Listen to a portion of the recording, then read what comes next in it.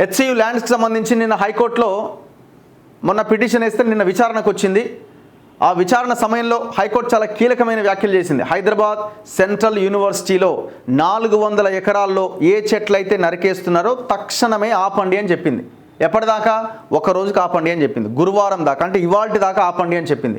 గురువారం దాకా కంచగచ్చిబౌలిలో ఎలాంటి పనులు చేయొద్దు. ప్రభుత్వానికి హైకోర్టు ఆదేశం. నేడు మళ్లీ విచారణ.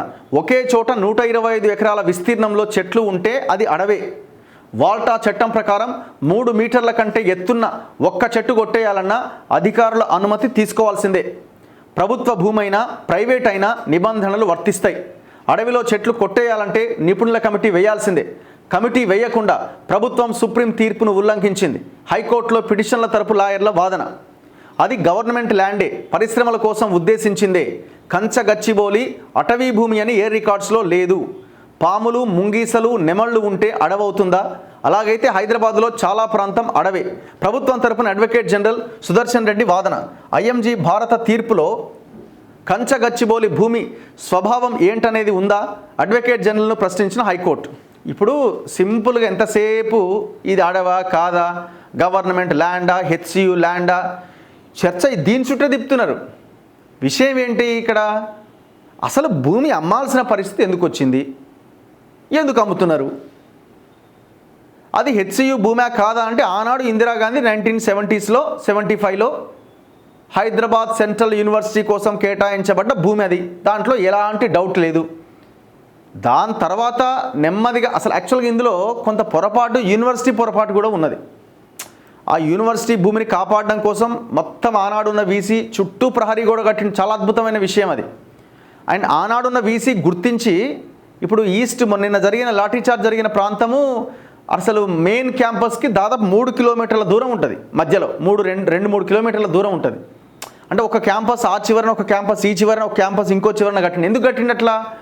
వాళ్ళు గుర్తించరు ఈ రేపు ఈ భూమిని కబ్జా పెడతారు అని చుట్టూ గోడ కట్టి క్యాంపస్ని దూరం పెట్టిరు. చాలా అద్భుతమైన ఆలోచన అది.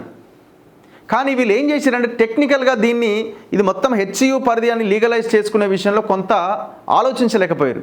ఇప్పుడు మాట్లాడుతున్న చాలామంది మేధావులు కూడా ఆనాడు హెచ్సియులో చదివిన వాళ్ళు కూడా దీన్ని చేసుకోలేకపోయారు. ఆనాడు దాన్ని క్వశ్చన్ చేసుకోలేకపోయారు.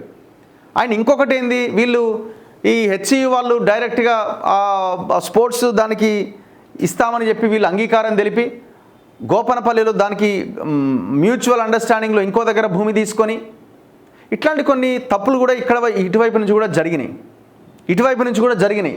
ఏది ఏమైనా అది మళ్ళీ హైదరాబాద్ సెంట్రల్ యూనివర్సిటీ ల్యాండ్ కిందకే వస్తుంది. అది ఎవరి ల్యాండ్, గవర్నమెంట్దా హెచ్సియుదో పక్కన పెడితే అమ్మాల్సిన పరిస్థితి ఎందుకు వచ్చిందన్నదే పాయింట్ ఇక్కడ. ఇప్పుడు తక్షణం ఆ 400 ఎకరాలు ఆయా కంపెనీలకు కట్టబెట్టాలి. ఇది వీళ్ళ యొక్క ఆలోచన. ఇలా మళ్ళీ కేసీఆర్ ఎంటర్ అయి నిన్ను అంటుండు కదా, ఏంది ఇది బుల్డోజర్లో తీసుకొస్తారా అని. అసలు యాక్చువల్గా కేసీఆర్కి ఎందుకు రాలేదు ఇది ఆలోచన అంటే, వాడెవడో 2003లో బిల్లీరావు అని వాడెవడో ఉన్నాడు కదా, బిల్లీరావు అని ఆ ఐఎంజీ అనే కంపెనీ వాడు బలంగా కొట్లాడుతూ వచ్చిండు. వాడు 2003లో చంద్రబాబు నాయుడు 2004 ఎలక్షన్ల కోసం ఈ హైదరాబాద్ సెంట్రల్ యూనివర్సిటీకి చెందిన 400 ఎకరాల భూమి వాళ్ళ పేరు మీద లేదు, గవర్నమెంట్ పేరు మీద ఉన్నది అని చెప్పి కొంత లీగల్గా ఉన్న ఆ లూప్ హోల్స్ని పట్టుకొని దాన్ని వానికి అమ్మేసిండు. ఒక రకంగా చెప్పాలంటే ఎకరం 50,000 ఏమో, 400 × 50,000 ఎంత అయింది? 20 కోట్లు అయిద్దా? ఆ 20 కోట్లు అఫీషియల్గా ఆయన పార్టీ ఎలక్షన్ ఫండ్ కింద నాకు తెలిసి ఎన్నో కొన్ని కోట్లు పార్టీకి ఇచ్చి ఉంటాడు.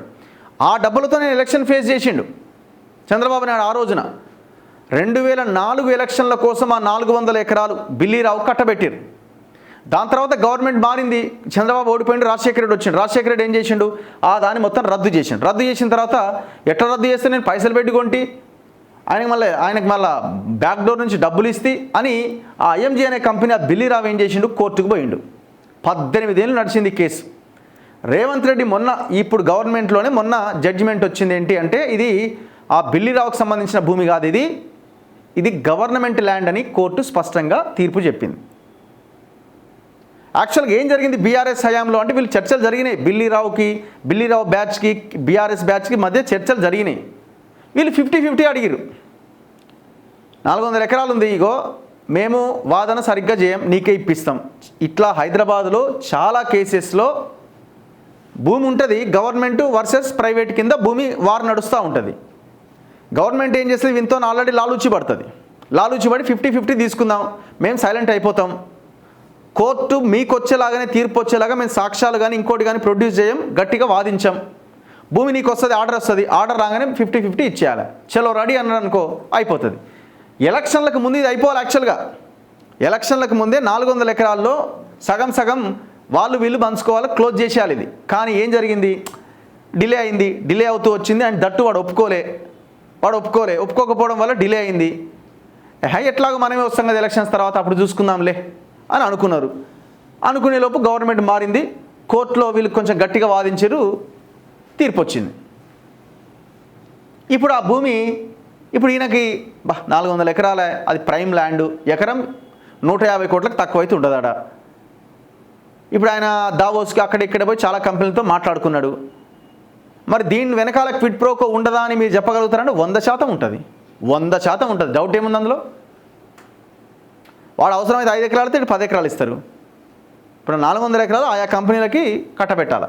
ఇది వీళ్ళ ప్లాన్. దీని వెనకాల మళ్ళీ పెద్ద పదాన్ని బోర్డు పెడతారు, ఇది డెవలప్మెంట్ కోసం, ఇది అభివృద్ధి నమూనా, తెలంగాణలో నిరుద్యోగులకు ఉద్యోగాల కోసం అని పెడతారు.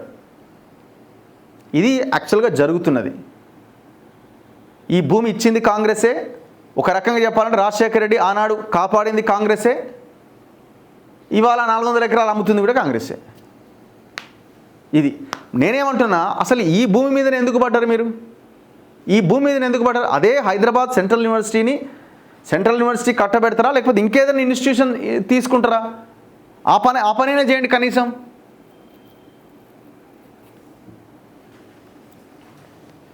అయినా అక్కడ అడవి ఉన్నది కదా, అడవిలాగా తయారు చేయండి, అద్భుతంగా తయారు చేయండి. దాన్ని ఒక 400 ఎకరాలు ఒక మంచి ఫారెస్ట్ దాని కింద తయారు చేయండి, టూరిజం డెవలప్ చేయండి. ఎంత అద్భుతంగా ఉంటుంది, ఎంత అద్భుతమైన పర్యావరణం ఉంటుంది, ఎంత అద్భుతమైన ప్రకృతి ఉంటుంది. ఈ టోటల్ విషయం ఏంటంటే ఇందులో ఎవరికి మాట్లాడే అర్హత లేకుండా పోయింది. కంచ గచ్చిబౌలిలోని సర్వే నెంబర్ 25లో ఉన్న 400 ఎకరాల భూముల్లో ఉన్న చెట్ల నరికివేతను ఆపేయాలని హైకోర్టు డివిజన్ బెంచ్ బుధవారం మధ్యంతర ఉత్తర్వులు జారీ చేసింది. గురువారం మధ్యాహ్నం ఇదే అంశంపైన తాము మళ్లీ విచారణ చేపడతామని, అప్పటి వరకు ఈ భూముల్లో ఎలాంటి పనులు చేపట్టవద్దని ప్రభుత్వాన్ని ఆదేశించింది.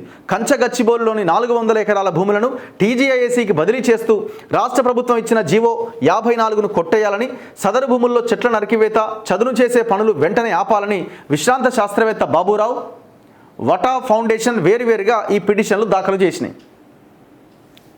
అది ఫారెస్ట్ ఉన్నది, అడవిని అడవిలాగే ఉంచండి, దాన్ని అమ్మడానికి ఎట్టి పరిస్థితిలో వీలు లేదు, అమ్మొద్దు. ఎందుకు అనవసరంగా ఈ తెలంగాణలో మీరు నమ్మరు, ఓన్లీ ఇన్ సికింద్రాబాద్లో 2300 ఎస్టేట్ ప్రాపర్టీస్ని తెగనమ్మేశారు లాస్ట్ గవర్నమెంట్ హయాంలో.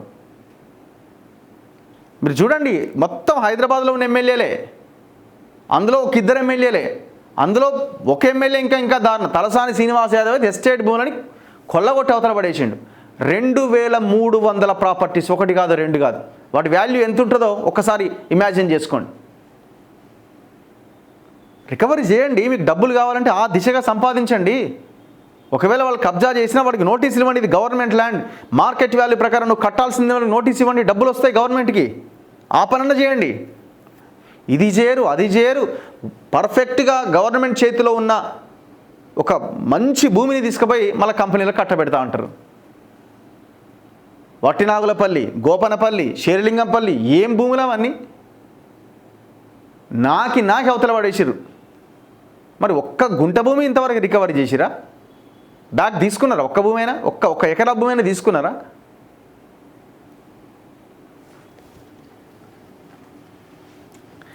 ఇగో ఇప్పుడు కేసీఆర్ వీడియో వైరల్ చేస్తారు కాంగ్రెస్ వాళ్ళు. వర్సిటీలకు 100 ఎకరాలు ఎందుకు? ఇదే మహారాజుల కాలం కాదు. గతంలో కేసీఆర్ చేసిన వ్యాఖ్యలు సోషల్ మీడియాలో వైరల్ అవుతున్నాయి. అయిపోయి ఈ వీడియో చూడంగానే ఇక నువ్వేమో గతంలో నువ్వు చెప్పిన మాటలు ఏంది అంటే ఇప్పుడు బీఆర్ఎస్లకు వాయిస్ ఉందా? అసలు ఎంత దుర్మార్గుడు అంటే అసలు ఆయన ఏంది మన దాని మీద కూడా అపహాస్యం చేసిండు. ఏది హెరిటేజ్ అన్నదాన్ని కూడా అపహాస్యం. అసలు హెరిటేజ్ అంటే ఏంది? భూగోళం అంతా హెరిటేజే. రాకులు కొట్టొద్దట, రాళ్ళు కూడా హెరిటేజేనట. అవునయ్యా బాబు, రాళ్ళు కూడా హెరిటేజే.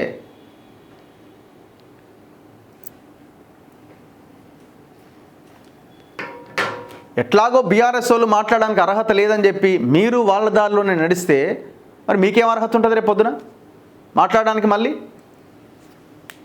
ఇవన్నీ ఒకవైపు అయితే ఆ పిల్లలు ఆందోళన చేస్తుండే వాళ్ళ మీద లాఠీ చార్జ్ ఏందండి? ఇదేం పోలీసింగ్ అసలు? కనబడితే కొట్టుడేనా? ఇక మీ అంటే పోలీస్ అంటే కొట్టుడే, లాఠీ చార్జ్ ఇక. ఎంత దుర్మార్గం! పిల్లలని ఉరికిచ్చి కొట్టిరు పాపం. వాళ్ళు మళ్ళీ ఎక్కడో లేరు కదా, లోపలనే ఉన్నారు కదా, యూనివర్సిటీ లోపలనే ఉన్నారు కదా. హెచ్సియులో లాఠీ చార్జ్, విద్యార్థులు ప్రొఫెసర్లపైన లాఠీ జులిపించిన పోలీసులు, 30 మందికి గాయాలు. వేలం నిర్ణయాన్ని రద్దు చేయాలి, లేకుంటే ఆందోళన ఉధృతం, విద్యార్థి సంఘాల హెచ్చరిక. చలో నెక్స్ట్ మిగతా వార్తల్లో